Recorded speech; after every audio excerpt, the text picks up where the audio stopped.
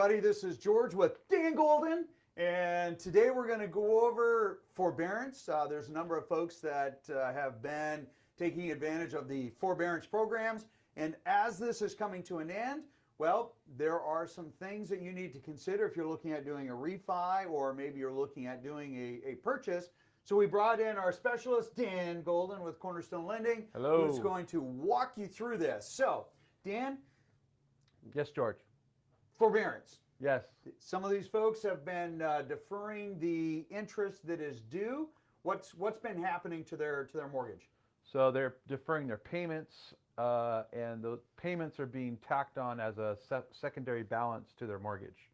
So Okay. every month they don't make a payment, that balance is added onto a kind of a separate little account on their mortgage, and you usually will see a different balance of regular balance and then the amount they have deferred. Okay. Now, there's been no negative credit reporting on these. That's right. There should be no negative credit aspect to it. It won't lower your score, doesn't show up as a late payment, but it does show up on your credit report as a deferred payment. Okay. So it does come up on the credit report. All right. But if somebody looks at saying, hey, I would like to refinance, Yes. so say that we had talked about it, if their rate is 3.7%, Or higher. 3.7.5% more, then it might make sense to do a refinance. Yeah, if you're above 375, you should be looking at refinancing. Rates are still low, so yes. Okay. Yes. All right. And if they do that, then all of this comes into play.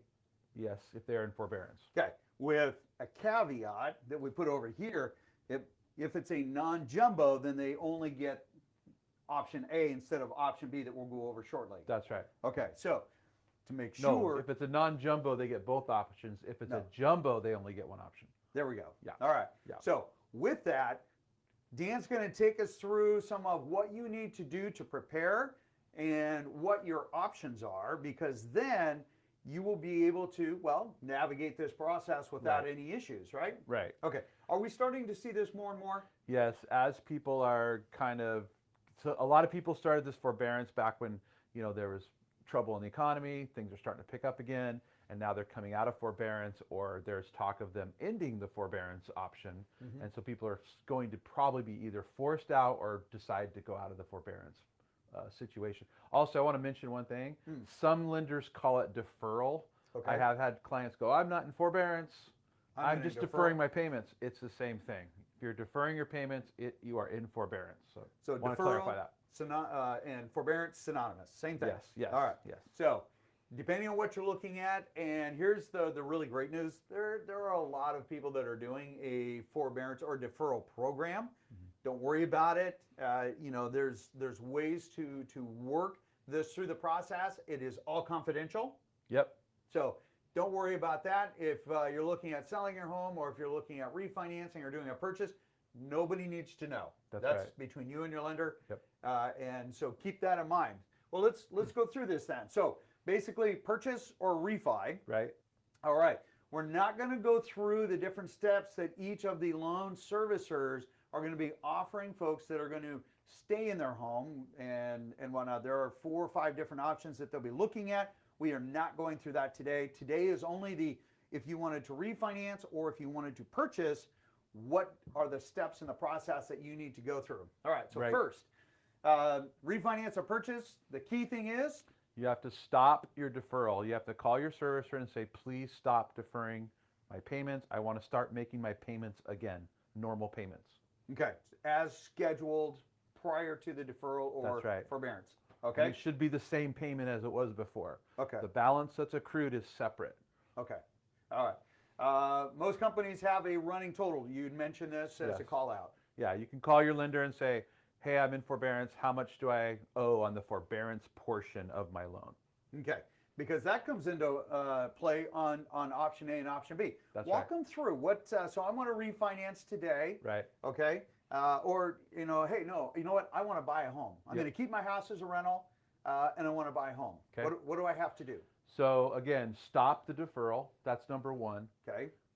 By the way, this is on non-jumbo. We're going to talk about non-jumbo first. We'll talk about jumbo in a minute. So Jumbo is loans that are above currently 776, but that number is moving to 885 in the next month or so. So jumbo loans in King and Snohomish and Pierce County are loans that are above 885. They're below 885. They're considered a high balance conforming loan. Okay. So you stop the deferral payments and you make three. There's one option is to make 3 normally scheduled payments. So if you stop, what is today? We're in October. If you stop the deferral and you make your November, December, and January payment, you qualify in the end of January. Once you make your January payment, you have to make them in the months they're due. You can't make 3 months ahead. You can't say these are my 3 months of payments and I want to refi or purchase. Okay. So then you can refi in February. If you don't want to wait, till February, which a lot of people don't, you can do another option, which is option B, and that is you can find out that lump sum deferral amount that you owe, pay it off, write a check. If it's $30,000, you write a check for $30,000 if you have it, and you make one normally scheduled payment. So you pay it off in October, you make your November payment, you qualify. So that can happen while we're processing your loan. Okay. So, today you apply for a loan today, you close November 15th. That can all happen within that period of time. You don't have to wait to apply to do that. That's super great. So if we reinstate it and we do our lump sum and whatnot by, like you say, November 15th, I don't have to wait till December. I can do it right away. You can. If you make your November 1st payment, we'll verify that really quickly. Close November 15th in that example.